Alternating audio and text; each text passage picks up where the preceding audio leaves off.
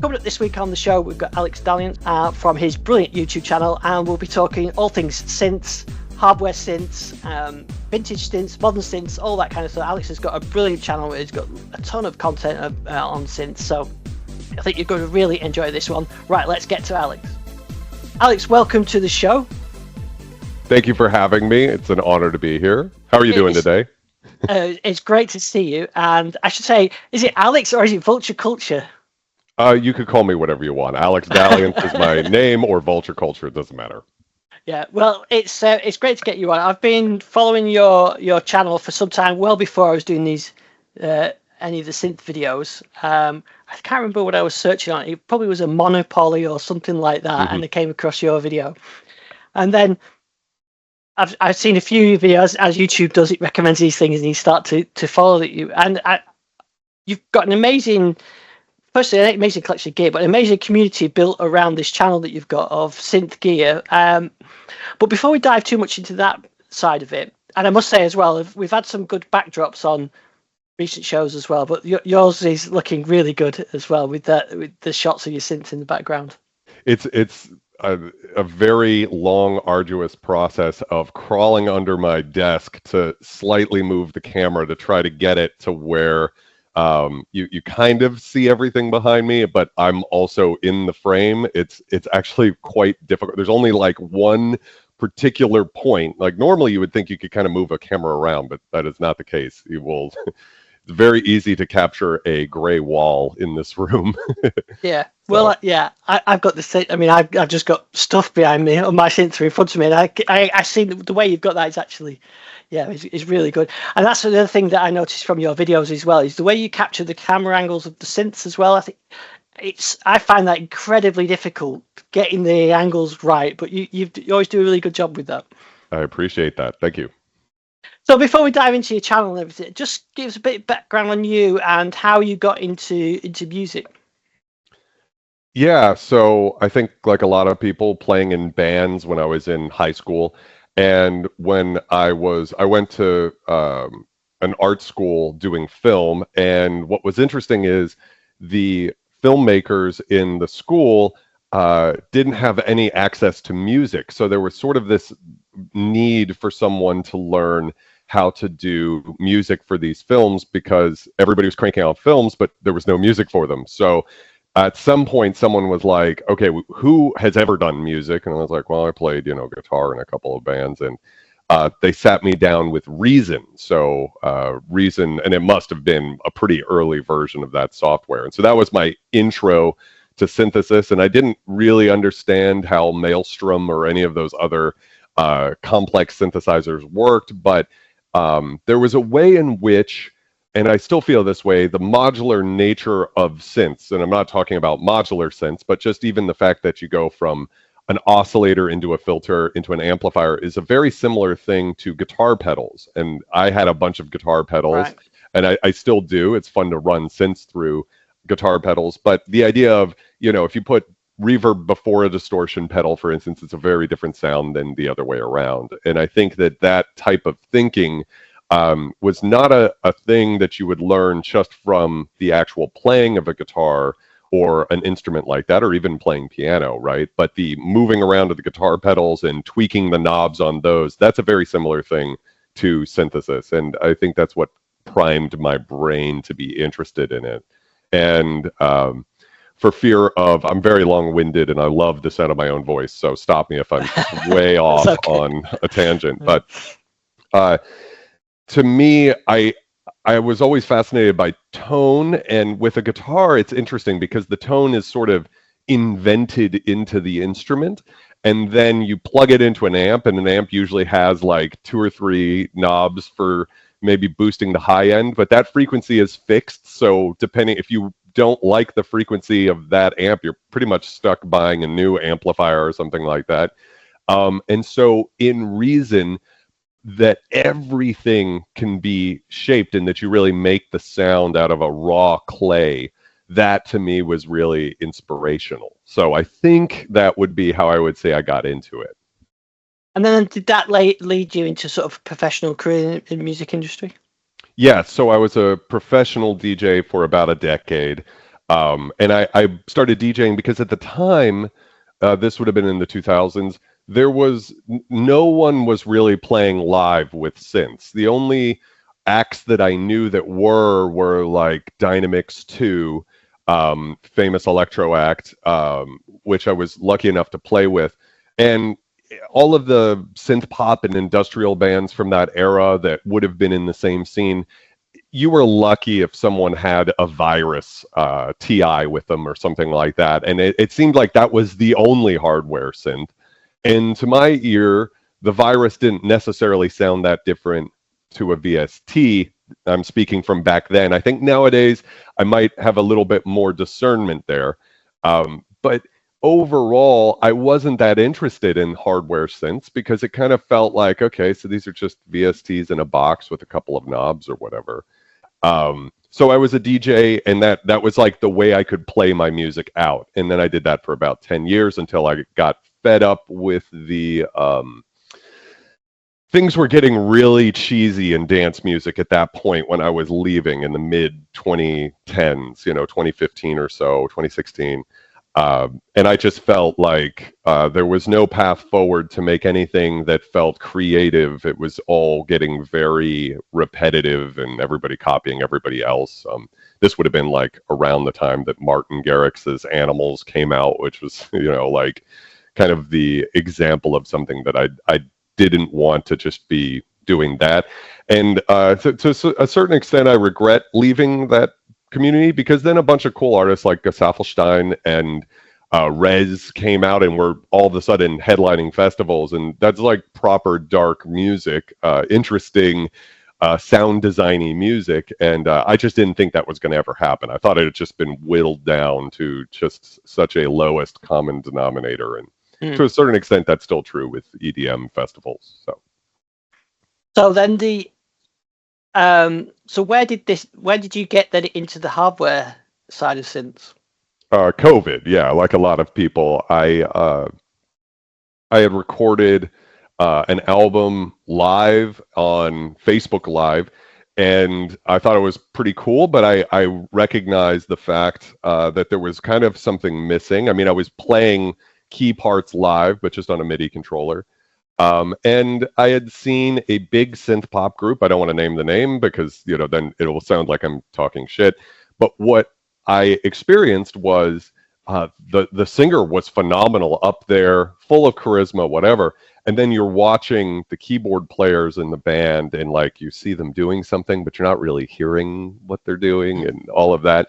So I thought there's sort of a disconnect there, and I became interested in that difference. And to be honest with you, I got a Korg Prologue, was my first hardware synth, and I thought I still think it's a great underrated synthesizer, but like a lot of modern synths, it's sort of built to do everything all at once. It needs to be able to do leads and pads and complex sounds and simple bread and butter sounds, and it just kind of it was cool, but I didn't really feel like it was doing that much. And I saw a local offer for a Korg DW8000, and that synth, when I heard that, and in particular the resonance, there's one patch which is basically just a big sweeping synth pad.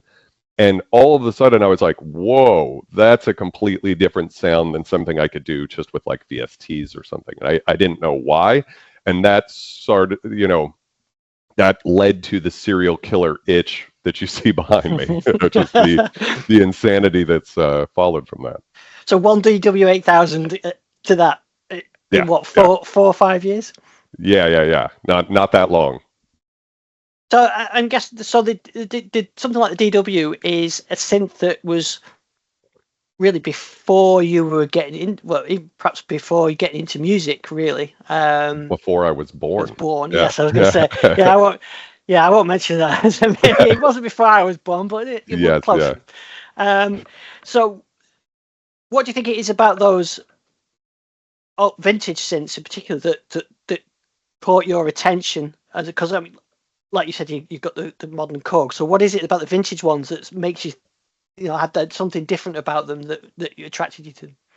Well, I mean, speaking specifically of the Prologue versus the DW8000, I think it's harder to say like modern synths versus Mm. vintage synths, right? It's too broad of a category to make any sort of meaningful comparison there. But just those two as proxies, um, Korg Prologue's filter sounds great.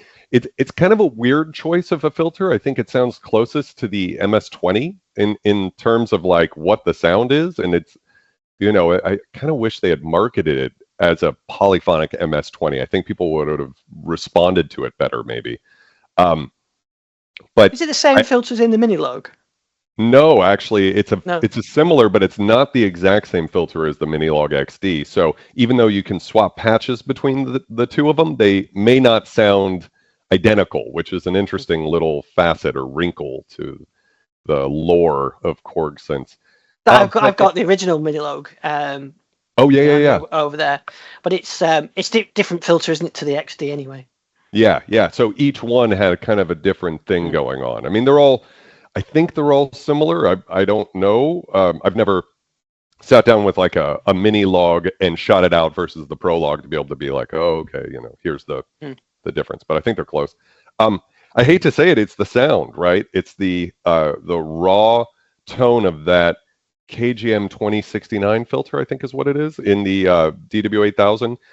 It just had a completely different character to a more vanilla sounding synthesizer. And I don't want to say it sounds better because I don't think that's what most vintage synths, I don't think they sound inherently better, but most of them sound pretty characterful. So that would be the thing I like. Maybe because I did grow up, unlike a lot of people who are probably watching the show, grew up with hardware synths. Because I grew up in the world of working in the box, I quite appreciate a synthesizer that has a lot of spunky character as opposed to sounding great like just in every possible, I'm more likely to like a synth that is weird or like the Polybox has a one of a kind filter than what I think a lot of people want from like a flagship synthesizer nowadays, like a Moog Muse or a Polybrew 12 or something like that. Yeah, I guess also for a lot of synths from my time were like the DW8000. I was just getting into synths as that was kind of going out. My first synth was a DX100. So, so analog synths were kind of out. Digital synths were the thing, and then we've got that. Then there was that period that happened into the 90s where the digital synths were kind of getting out, and the old analog synths were back again. And right, yeah. Yeah, so that means that some what was almost considered a naff sounding 80s synth, polysynth, is now a cool thing again. So isn't that weird too? Like the Jupiter 6, I think, is the best example of that. Talk about a synth that no one seemed to like when it came out, but in the 90s, everybody loved that synth. So it's this weird sort of. Yeah, so it depends on where you get on there. But it's interesting what you're saying. You're going from the virtual to the real. So from the DW8000, what then made you go on to this of collecting more and more synths? Well, I think it was the just the how do I say it, the question mark in my head, like, okay, so there's something kind of different about this synthesizer. I think I got a Wavestation next, which I've always loved the sound of. And by the way, I just checked out your patches for Wavestate that are taken directly, or not directly, but recreations of the patches in the Wavestation, the original. I wanted to ask you about that. If how closely did you try to get those? Yeah, I got fairly close. The wave sequences are in the wave state from the Wavestation, but the Wavestation, despite being like 20 odd years older, not 30 odd years older, isn't it, is actually way more complex. You've got on the Wavestation, you've got 8 patches in a performance, and each patch is 4 layers with 4 sequences. The wave state, you've got 4, so you've got to do a bit of a bit of working out, but then of course you've got a lot more parameters as well. So yeah, some I got quite close to, I think. Some of them were an approximation. No, I thought so too. I think if anything, what was interesting is listening, and I'd be curious to know what you think about your own patches here. But to me, I heard a little bit more of the Prophet VS heritage of the Wavestation in your patches. And I Yes. don't know if that's just something to do with how the wave state itself sounds. Yeah, I think so. I did sometimes. I don't have a wave station here, but I have the Korg one. So maybe that's part of the. I have the VST. So maybe that's part of it. Is because that's what I was using as a reference. So maybe Right.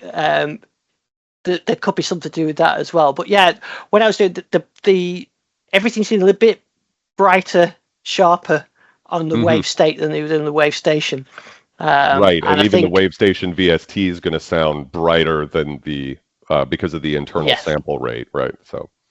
Yeah, so I think if I had perhaps an original wave station, I would have maybe toned it down a bit. But you're right though. The vector waves come out, the VS waves, because all those are in there. I think they sound great as well. So I'm a big fan of that sort of sound. So maybe that is subliminally coming through in those sound sets. Yes, I as well.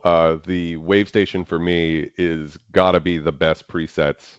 Just one of the best sounding synthesizers, and it's so underrated. You can still get them at really good prices. So I think that was the next synth after the DW8000. I don't remember exactly. And then I think I followed that with the Polysix, and that too is a very just when it comes to looking for that magic from an analog synth, the Polysix has got to be the best value you can spend. Like, 'cause they're still relatively inexpensive.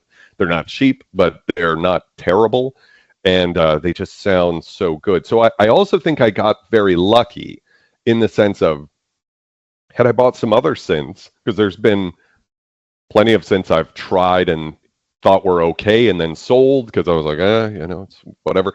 Um, I think the DW8000, Wavestation, and Polysix are three really great synths. Yeah. Maybe if I gotten three other vintage synths that were like, meh, I might not have cared to just keep digging deeper. So It's interesting though. I think you've picked on three there that are very focused on certain things.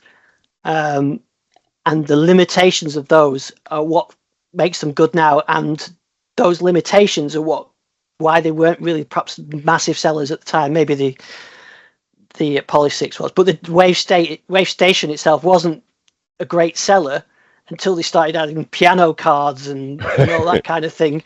Because how's the people, piano sound? where's the piano sound? Yes, Because yeah. there isn't one, is there? Or there is, but it's not brilliant until they started adding cards. Because people wanted an M1 or they wanted a workstation. Same with the DU8000. You couldn't create Jupiter style massive synths on it, or you could do a DX7 with it. But it was kind of this hybrid thing that was very much of it does its own thing. So I think you've picked on three characterful synths, and that's maybe suits you. Like you said earlier, you like those things that are a bit different and distinct. Yeah, for sure. I 100% have a bias towards synths that have flair or have, a certain je ne sais quoi. And again, I think there's a perfectly valid way to think about what synth someone might want to spend their money on. That's the exact opposite of that. That's like they want a synth that can do everything. I learned the hard way. I tried to make a song live on stream with just the Polysix once as an experiment, and that didn't go so great because it kind of just does one type of vibe really well. But when that's the only element in a song, it's just kind of like a watery, warm, glowy mess, which might be okay for like ambient music, but for anything that's going to have like, it just doesn't. It's really great at what it does, but it might not be even compared to a similar synth like the Juno 60, pretty similar architecture, probably more flexible in terms of what it can do than the Polysix. So you're going through. So what synths would you say that you picked up, played with, and thought, yeah, no, this is not for me? I could pull up a list. It's essentially all of the synths I've sold. Um, I think uh, I think one lesson that I learned was like with the Kawi K5000S, really incredibly powerful, unique additive synthesizer. but so complex that it's almost meaningless to have it in hardware form. And I think some of the modern Korg synths border on that a little, like Wavestate and ModWave, where they're complex enough that you probably want to use an editor to program sounds with it, and then it becomes okay. So what are we really doing here? Are we, I don't know. Yeah. Did you program your sounds for Wavestate with an editor? Yes. Yeah. Yeah. I do use it. Same with the multi-poly. I've got the new the multi-poly, and I think it's perhaps because I've got a coding or a developer background. I found the combination of the two actually work quite well for me. But I do like the editor on there. So, but for me, the best way is to have both. Mm-hmm. So I've got the keyboard here, the editor there, and perhaps the whatever I'm trying to model over here, and then I can do it that way. I've got the Op6, just the plugin, and I just couldn't get into it. And I spoke to other people who say, "Oh, I love it." Once I got the hardware, I loved it. So maybe I think it is the combination of tactile and software. I absolutely think Op6 is the dark horse of that series, because they cracked the code on making a DX7 programmable, and I do think the hardware interface is best implemented on that synth, because it doesn't feel like you really need that much more than what you've got underneath your fingers with that synth. Of course, you got to do some menu diving for like the effects and stuff, but that's fine. Like, or if you want to swap the filter out. If you're doing FM, you really don't need to use the filter all that much, hopefully, and it's kind of not the point of FM. It's cool that it's there, though, and I think Korg does really good models of their vintage stuff. But yeah, I think that synth makes the most sense. And then Wavestate, I don't know. I mean, maybe do you use the knobs for like performance aspects? I mean, yeah, you've also, especially like the envelopes and the filters and resonance. Mm-hmm. The knobs are way easier on that, and say on the multi-poly, on the ModWave, you can see the waveform real time, as you say, so you can see the modulation, you can see the effect. You get your two saws, and you can see all that on the screen, which I think is nice as well. So, and that's not recreated in ModWave native. It is, but it's in a slightly different way. It just but I think having the envelopes and everything, and just so it kind of works best. But I mean, actually, I've since the DX100, and I think the ModWave was the synth that's actually twigged the most with me on sound design. I've got the MS2000 behind me there, and love that synth. Yeah, that's a great synth. And if it wasn't for the polyphony is the only thing, otherwise I'd have to be using that all the time. In fact, I've got a video that I've not published yet. They'll be out in a few weeks.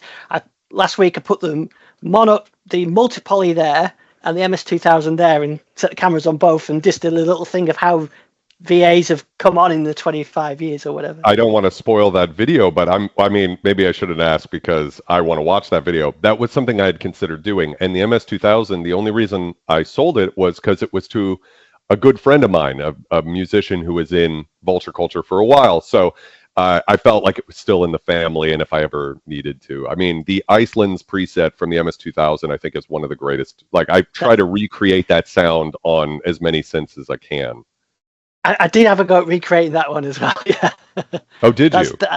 Yeah. So I think that's in one of the sets that I'll be releasing at some point in the future. But yeah, I did have a go at recreating. It was incredibly difficult to get right. Actually, I got what I thought was a good sound, but not a perfect repercussion. That's generally the case with that sound. Is you could get it to where you have like a cool sound, but it doesn't sound like the MS2000. I don't know exactly what that is. I think the original sound uses triangle waves as well, but I haven't actually tried to pull it apart and analyze it on the actual hardware or with an editor or something.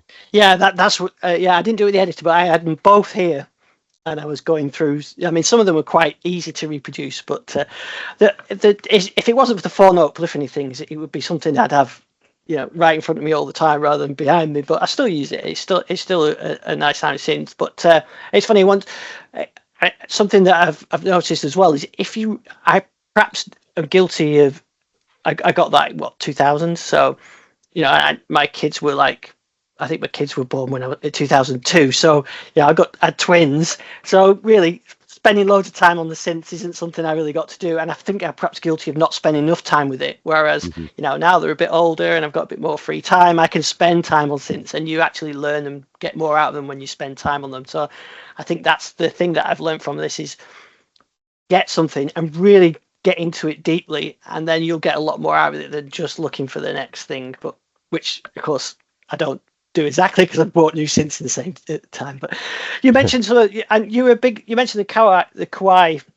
Was it the K3, the one that you really liked? I like the K3 a lot. Yeah. And the K4 a lot. Yeah, I watched one of the videos where you were really into that, because that's a sort of vintage synth that I think that a lot of people haven't taken up, or the prices are cheaper because people don't know about them.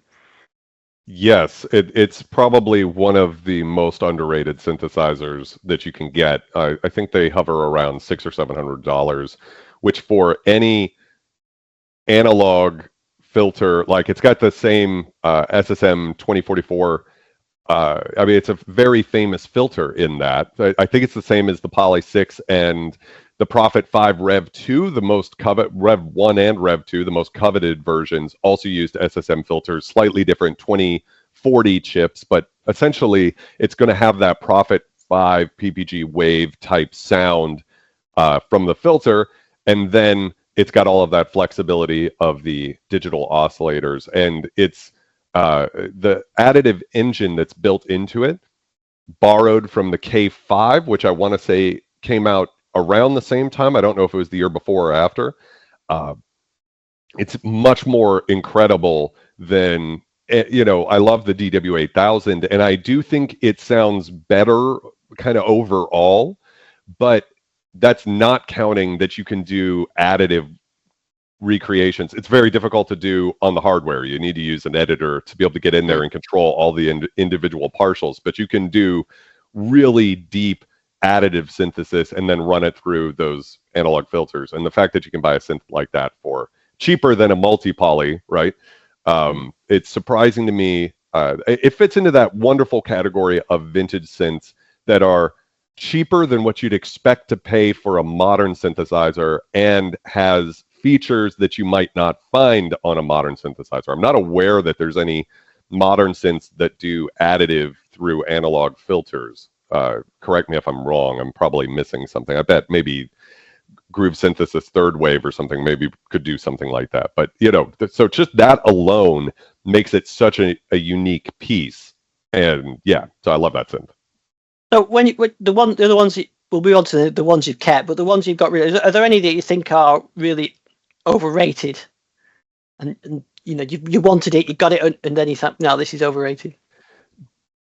So I love a lot of cheesy gay dance anthems from the 90s. I love that shit so much. Can I profanitize on this? You can say what you want. Okay. Sorry, I didn't mean to be disrespectful. I should have asked you before. I love that gay shit, but the Corgan one, I think does really cool digital pads. It kind of is, you can see where they were going with the Wavestation, so it almost sounds like a Wavestation without any wave sequences, but it's got that sort of, it's really dark too. That's the thing that's so strange to me about the M1, and you don't entirely get that with the VST.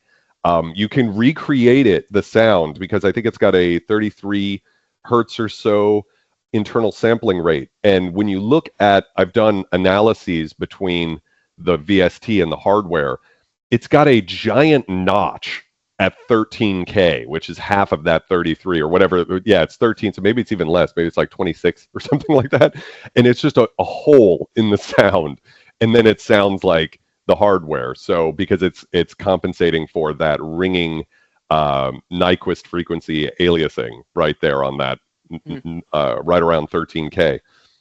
So it's a really dark sounding synth.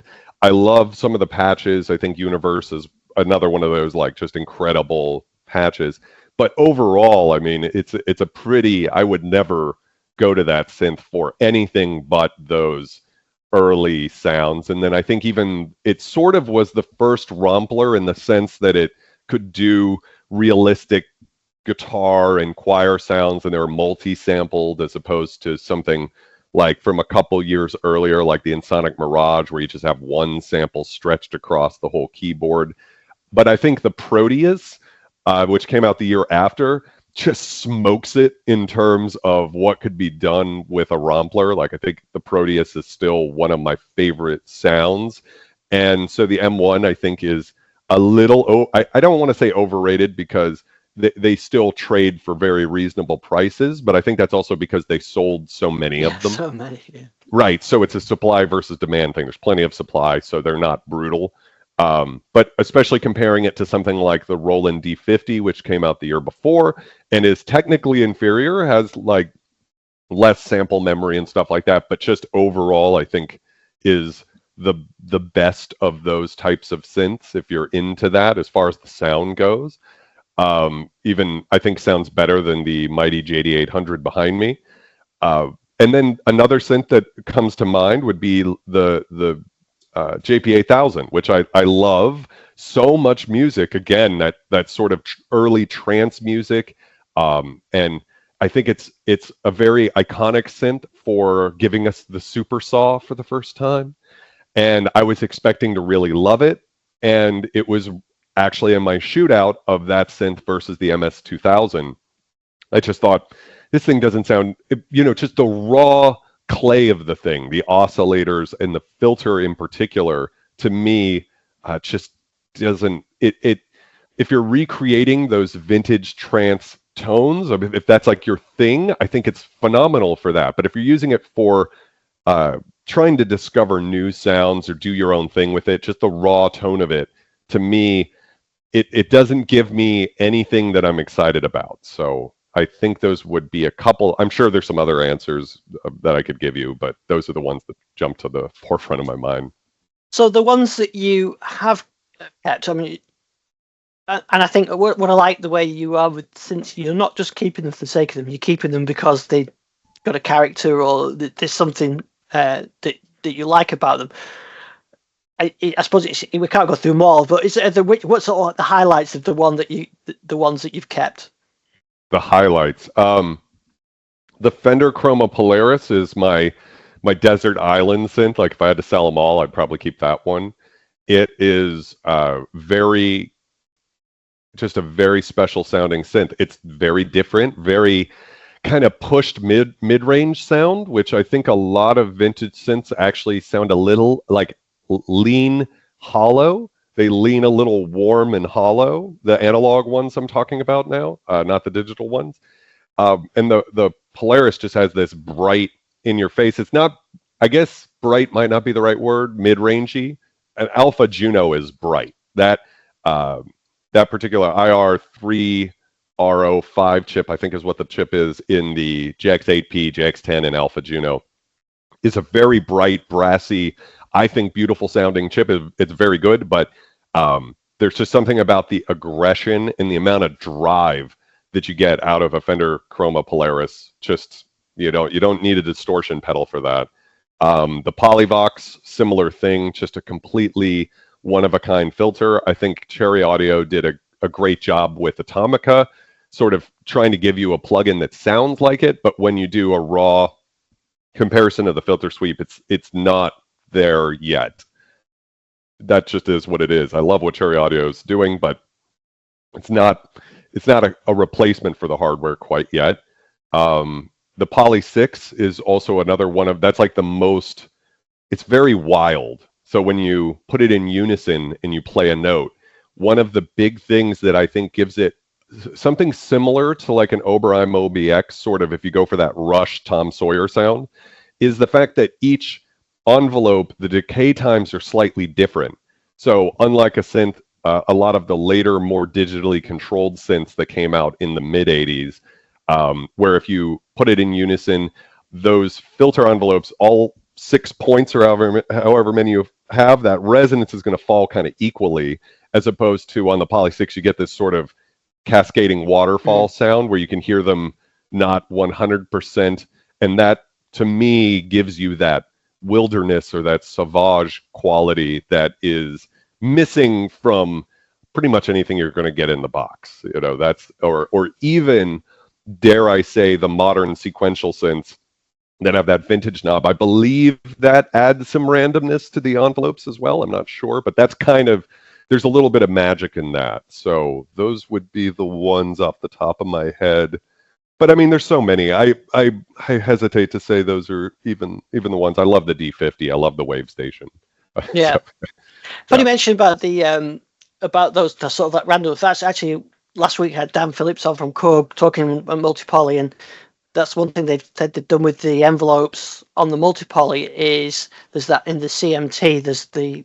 There is the it's not random as he was pointing out, but it's each voice has its own characteristics and they're different to each other. So when you go into unison mode, you can tell that it's not all perfectly aligned, just as you were saying. the voice card technology, yeah, and I think that is why multi-poly is the best virtual analog synthesizer yet, because it really gets that. You're going to get that on any analog synth. You're going to have those little variations, and you can even deliberately introduce them. You can open up the cards. A lot of times it's just a trim pot, and if your synth is sounding a little too perfect, you can just thwack it out. I'm not brave enough to do something like that, but it is possible. And do you find that these take a lot of maintenance, or how much maintenance do these take? I remember watching one of your videos, and I can't remember what it was. It might have been the Poly 61, but it was actually going out of tune and going a bit weird as you were trying to film with it. So how do you find maintaining them? I feel like I'm evolving on this topic because I want to be careful. I'm aware of the fact, and I'm sure you are too, that when you're doing this gig, that people spend a lot of money based off of what you or I say, right? And I love vintage synths, but I don't know if it's for everybody. So my new kind of update, or where I'm at, and I'm not sure if I fully arrived at my own conclusion about how to talk about this topic of maintenance, is it's good for you to know synth tech in your area. For what it's worth, I think most people probably do have a synth tech in their area, unless you live in an extremely rural part of the country. So you just probably don't know it yet. And as long as you know someone who can get in there and do the basic fixes, the thing about vintage synths as opposed to modern synths is they were built to be repaired. So they usually open up very easily.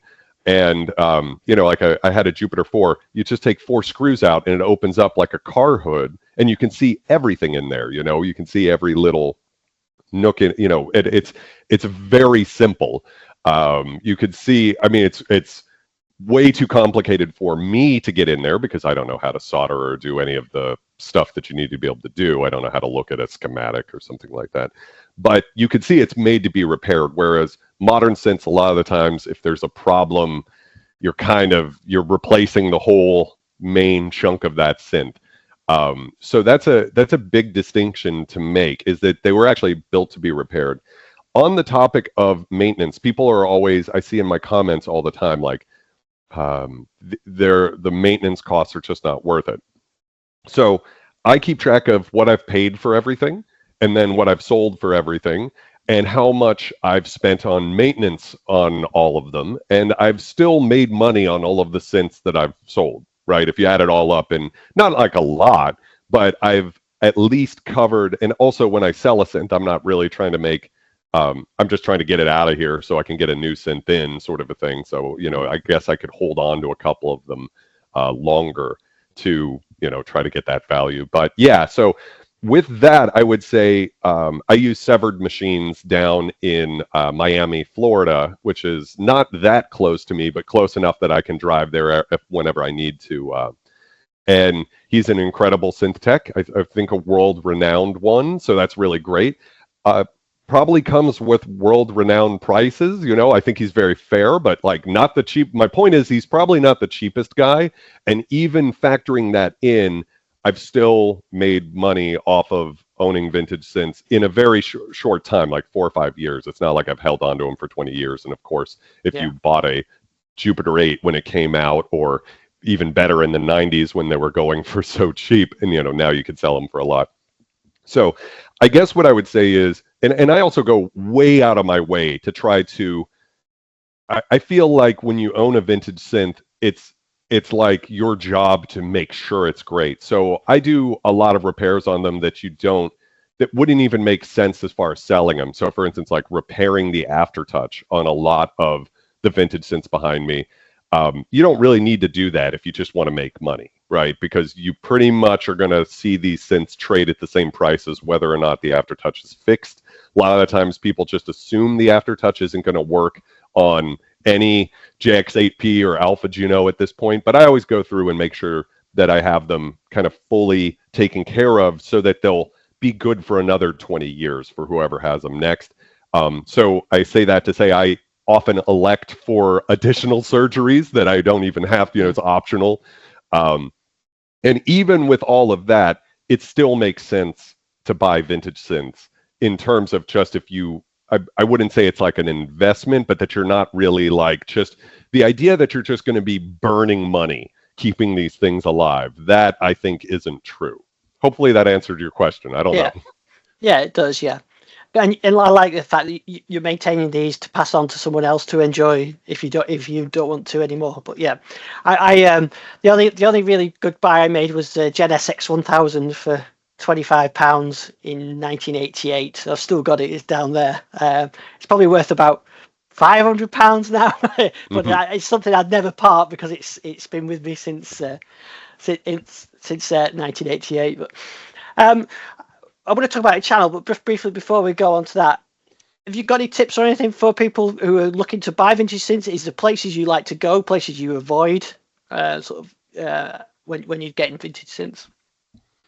Yeah, I did do a video about 6 months ago covering 40 vintage synths for under $2,000, I think, which is, again, there's this idea that vintage synths have to be really expensive, and I have a couple of expensive ones, but largely there's a really sweet category of vintage synths that are very affordable, under $2,000, and that would probably be the best place if someone was interested in just like my overall thoughts on like what are good picks and things. As far as where to buy them from, one of my favorite places to buy them from is Guitar Center, actually, because they have a 3-day, basically no questions asked return policy. So you get a synth and it's not right, then you can just drop it off at your local Guitar Center. Now the issue, and I always caution people with this, is they are terrible at packaging synths, and I've actually had them destroy a Korg DSS-1 and a Kawi K3 just because they basically just throw it in a cardboard box and it gets shipped, which is a nightmare. So you want to get it shipped to the store. I don't know, do you guys have Guitar Centers by you? No, okay. What do you guys have the equivalent? I don't really. There is any equivalent. We don't seem to have the same chain of stores. We've got a few stores like Anderton's but I don't know there is such an equivalent really. Yeah, so I mean, maybe the equivalent would be Sweetwater over here has like a used market side of things. So it's anytime outside of Reverb or eBay that you've got like a music store chain, they will usually have a pretty generous return policy on a synthesizer, which is good because with vintage synths, and all synths really, sometimes you won't notice the issue right away. I recently got a JX10 in, and one of the voices isn't working. It's been repaired since by Severed Machines, but that's easy to miss because it's an inherently bitimbral synth. So even though it's got 12 voices, you're always hearing, or most of the time you're hearing 2 at once. So you've got another layer. So when you can't just hit all the keys and hear a dead voice like you can on a lot of other synths. So that's like an example. That could happen on a modern synth as well. In fact, if my comment section, which I'm sure isn't a fair proxy, because there's going to be a bias in there for people who like my channel probably are more leaning vintage or whatever. But I get a lot of comments from people talking about problems they have with their modern synths as well, and that requires synth techs and everything. So big music stores are an underutilized space to look at because they want to sell those synths. They don't want to just hold on to them for forever. So they can often be priced a little bit below the market value. And then I always just say, aside from that, you should always buy through Reverb or eBay. You'll have sellers all the time try to convince you to make purchases outside of that. maybe if they're some sort of super established synthesizer shop that has a reputation on the line, you might be able to trust that. But if it's anything shy of that, I would say you really need to go through Reverb or eBay. I've had several times that I would have gotten screwed had it not been through Reverb or eBay. I think it's pretty rare. I'd say, I don't know, 95% of the people, it's actually amazing how generous. And if there is a problem with a synth, people will be like, oh, okay, I'll pay whatever the repairs are, that sort of thing. But for those few bad apples in the bunch, you want to make sure you're protected. And even though the fees are there with Reverb and eBay, you are protected. So that's the advantage of that. And yeah, I think that would answer the question. It depends on the synth. A lot of the times, certain like Roland analog synth, Yamaha analog synths, you're going to find more on eBay from Japan. And that's a really great way to get a vintage synth at a much better price than you can get on Reverb, because by the time you take like a Japanese analog synth to America and all of that, the price is going to be a lot more, where sometimes you can get them.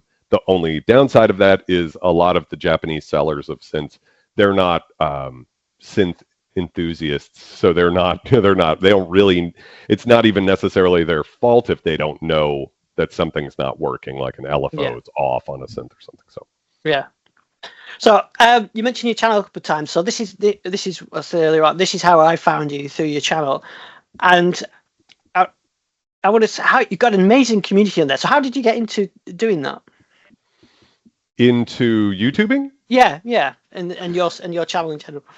So right around the time I quit DJing, I started live streaming. So this would have been 2016, making electronic music live, and I recorded a whole album live on Twitch, which at the time, Twitch did not allow you to do anything but video games on it. So it was really just because I guess I like slipped through the cracks or something, I was able to do it. Nowadays, a lot of people do that type of thing. And so I've been kind of doing this for a while, but it wasn't until I got into the hardware synths that it seemed like it struck more of a chord with people. I think I was doing sound design tutorials and stuff involving software synths for a while before, but I just think on some level, there's more fascination with how a piece of gear sounds than like, here's how to make this sound in, Serum or something like that. So, and then I think the community side of it was just that I always loved that interaction that Twitch streamers have with their community. And I found that it enhanced the content too. So the downside of live streaming, a lot of my content is live streamed. The downside is obviously the brevity isn't there, where an edited video, you can cut it down really sharply and deliver a lot of value in a short time. But the upside is there's always people in the chat who know way more about the synth I'm talking about than I do. And they will be able to both inform me about the synthesizer, things I didn't know it could do. And then people can ask questions that I wouldn't think to cover, like what they want to know about a synthesizer. Can it do this type of sound? How does the LFO work? All sorts of, I don't know, there's a couple of examples, but that's the really the awesome side of doing it live, is that you get so much more than I think I'd be able to deliver if it was just me sitting there tweaking some knobs, making the Blade Runner brass sound. Yeah, but I always find it really impressive because you also, because I've done a few live streams myself, but you've got to drive everything at the same time while watching the comments and delivering the content. And I always thought it was really impressive that you kind of do that really, really seamlessly. It's practiced. I mean, I do it every Wednesday night at 9 p.m. Eastern, which I think would be pretty late for you, right? That would be about like, what would that be? Like 3 a.m. for you? Yes, it's something like that, yeah. Something like that. So that's rough. I've wanted to change my time to make it more so that more people could watch. But every time I ask the members of my channel, they're like, don't change it, so it's kind of funny. But I've done it for a while now, so it's really just a practice thing. If you go back to my earlier live streams, I was not as good. There's a lot more stuttering and stuff like that. And the community, I've seen, because you on your video replays, you've got the chat in there. So I always seen they seem very friendly as well. There's not a huge amount of sniping or anything else. Everyone seems good natured, and you hear a lot of things, especially on other communities or Facebook, or you see all this negativity. But yeah, you don't seem to see that on your channel. Yeah, and I can't really attribute that to myself. I feel like the luckiest guy in the world, and obviously you're hitting on some of the recent, lots of coverage about the toxicity of the synth community recently, since everything happened with Scott's synth stuff. And all I can say is I believe that happened, and I think that it's horrible, but I just was aware of how walled off from the rest of the synth community I really am, because everybody my comments are 99.9% positive, constructive, deep, interesting, and it's just the community is so incredible. And like I said, I just feel like the luckiest guy. I think one thing is I kick out assholes constantly. A lot of people don't like that. You know, they want like YouTube to be just kind of like the Wild West. But like the moment someone calls someone else a name, like if someone calls someone an idiot or something, I'll just ban them from the channel. But aside from that, I really feel that my community is, like, how do I say this? I don't even feel like the center of it. I feel like the community itself is the thing, and I'm just the lucky guy who happens to have a camera on looking at a synth that Wednesday. But the community around my channel, I think, is just a phenomenal and really unique thing. And maybe I'm biased because it's my community, but I don't know that I see that same thing going on with other people's channels. Obviously, people have communities, really great ones too, I'm sure. But there is something really special about what's happening with the community that's surrounded my channel. So yeah, I think it's really good, and like you said, they're knowledgeable as well. I've seen some of your videos, like you're doing the I can't remember what you called it, where you kind of get a synth. Is it legendary? I think it's one of those. Yeah, and you're doing the testing there, and then people are. Yeah, no, Alex, you're doing it wrong. you missed something. Yeah, that's the thing. They will absolutely call you on if you're wrong about anything. So you have to also develop the humility to be able to recognize that. Again, I just feel like I'm the lucky one who happens to have the camera on them, but I am not the expert in the room. I'm under no impression that I know what I'm talking about compared to the chat. They're just so knowledgeable, and a lot of the times we'll get designers of the synths in the chat talking about the synth that I'm learning about the first time or something like that. And that can be a very intimidating thing as well, but it's an awesome thing too. Yeah. And so on your channel, is there a favorite type of video you like to do? Like, is it the legendary one, or is it, taking a piece of hardware and doing sound design on it? My favorites are the ones that are least popular, which would be the legendary synthesizer test and the versus streams. So I did more of those maybe last year, but where you take two synths and you compare them directly. And to me, I say that that's like for the people who are really hardcore, because it's not like that exciting of a stream. The algorithm much prefers when I'm like, we're going to focus on one synth. I feel like as soon as you kind of split it up, unless it's something like, GeForce and Novation just announced today their software version of the Wavestation, the original. And so if I had like the vintage version and we shot it out, people like that sort of a thing. But when you just take two synths, like, I don't know, like the Kawi SX240 and the Prophet 600 behind me, and you compare them, it's not as algorithmically what's the word, viral as I would think. The views suffer, but what I will say is that's where the real meat is, because when you listen to any synth, basically any synthesizer is going to sound good on its own, is my opinion. Like they make them to sound good, but when you compare two filters, or sometimes two synths that have the same filter, but they still will sound different, right? That's where you can really hear the differences of why one synth is just a phenomenal instrument and the other one's like, okay, it's okay. But on its own, if you were just listening to demos of that synth, it's very easy to be like, oh, this thing sounds amazing. I mean, how many it's very rare, especially nowadays with modern synths, to see a demo of a synth and be like, this sounds like it's okay, but you're hearing it without any context, I guess is what I'm trying to say. Like, I think the Versus streams add a lot of context to when we're talking about filter resonance or, and it's doesn't always have to be synths that are immediately comparable. Sometimes it is interesting to compare something that's a little different, just to really pick apart, okay, so why does this type of filter sound this way? And it tends to be the synths that have really awesome sounding oscillators and really awesome sounding filters that tend to be the ones that you'd want to hold on to, I think.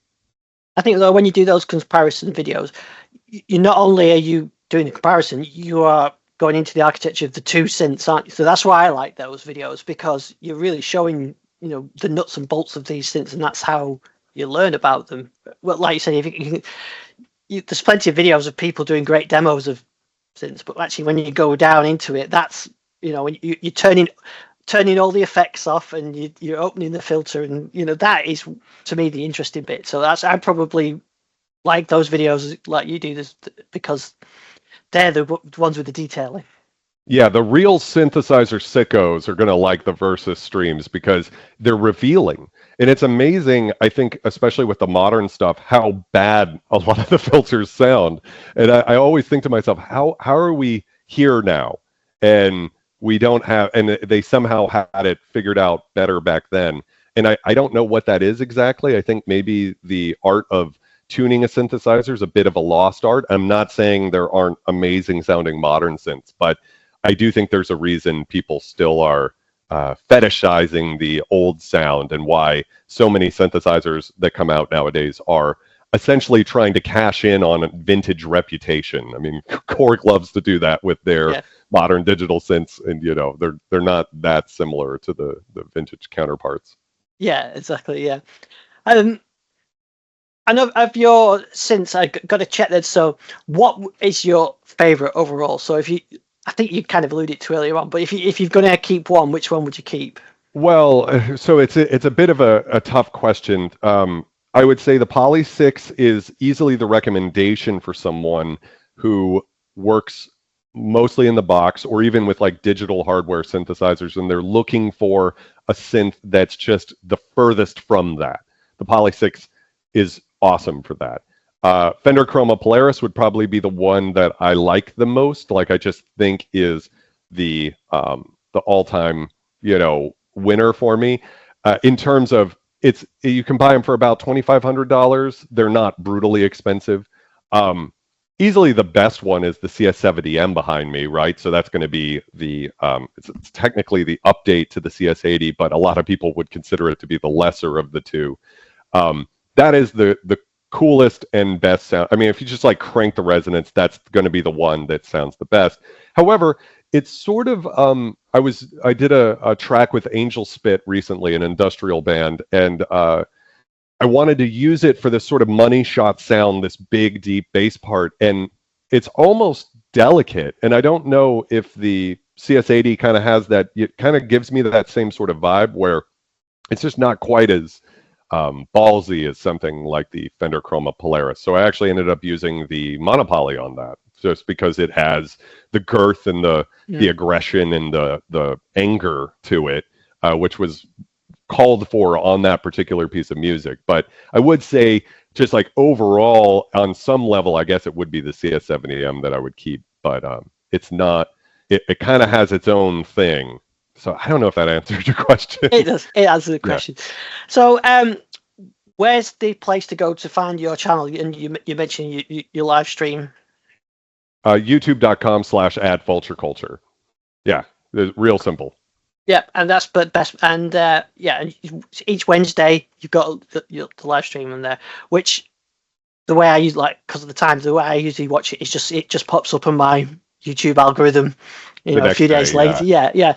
But I really enjoy watching them, even though they're not real time, because you still see the comments, and I like the content as well. And I do think there is a lot of trend is for really short videos, and I know people have short attention spans, and I'm guilty of doing the opposite. I go way too long. I know that, but I just can't edit it down. And I know your videos are sometimes an hour, but I like having a bit nice chunky meaty content to put on while I do some work, and I've got your content. So please keep that form of video, because I do like that style of it. I'm glad you do. I actually wanted to ask you if there's anything that you'd like me to do better, or if there was a different format or something like that. Anything you could do that would help me improve that you can think of would be valuable. No, I think you're doing great already. I think the long form videos are great for me. I know some people, like I said, some people like short videos, but I like the long ones because you get into the detail.